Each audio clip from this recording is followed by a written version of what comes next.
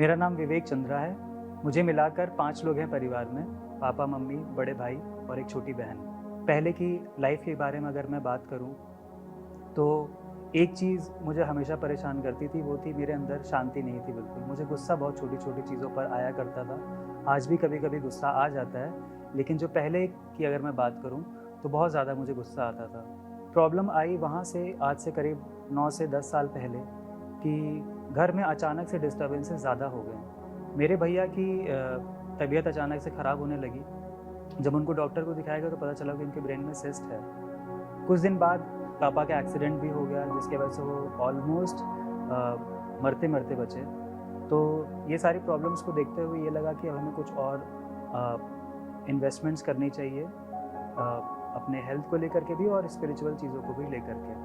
तो घर की ऐसे डिस्टर्बेंसेस को देखते हुए हम पूरे परिवार ने और मुझे मिलाकर हम लोगों ने डिसीजन लिया कि क्यों ना हम एस्ट्रोलॉजी की हेल्प लें। तो हम लोग एक एस्ट्रोलॉजर से मिले, उनसे बात हुई। उन्होंने बताया कि आपके जो नक्षत्र है वो ठीक नहीं चल रहे हैं और आपको कुछ चीज़ें करनी होंगी। हमने उन चीज़ों को भी किया और साथ ही साथ उन्होंने कुछ जेम्स बताए जो हमें रिंग्स में करके पहनना था।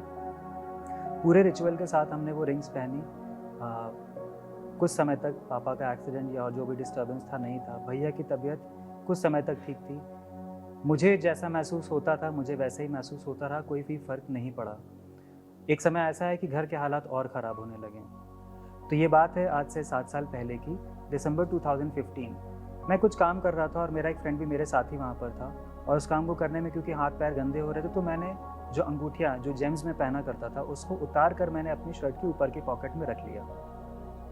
काम को कर लेने के बाद हम दोनों बैठे चाय पीने के लिए और मैंने देखा कि मेरी वो अंगूठियाँ जो मैंने ऊपर के पॉकेट में रखी थी, वो गायब हैं। मुझे लगा शायद काम करते वक़्त कहीं गिर गई होंगी। तो जिस इलाके में मैं काम कर रहा था, मैं वहाँ पर दौड़ते हुए गया।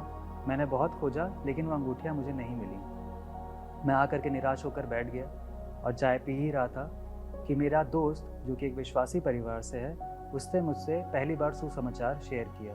और सुसमाचार से उसने और भी बातें बताई, जिसमें एक महत्वपूर्ण बात ये थी कि किस तरह से एक अच्छा चरवाहा 99 भेड़ों को छोड़ करके उस खोई भेड़ को ढूँढने के लिए निकल जाता है। उसी प्रकार उसने मुझसे कहा कि तुम भी खोए हुए हो और परमेश्वर भी तुम्हें ढूँढने निकला है और वो तुम्हें पाकर बहुत खुश होगा।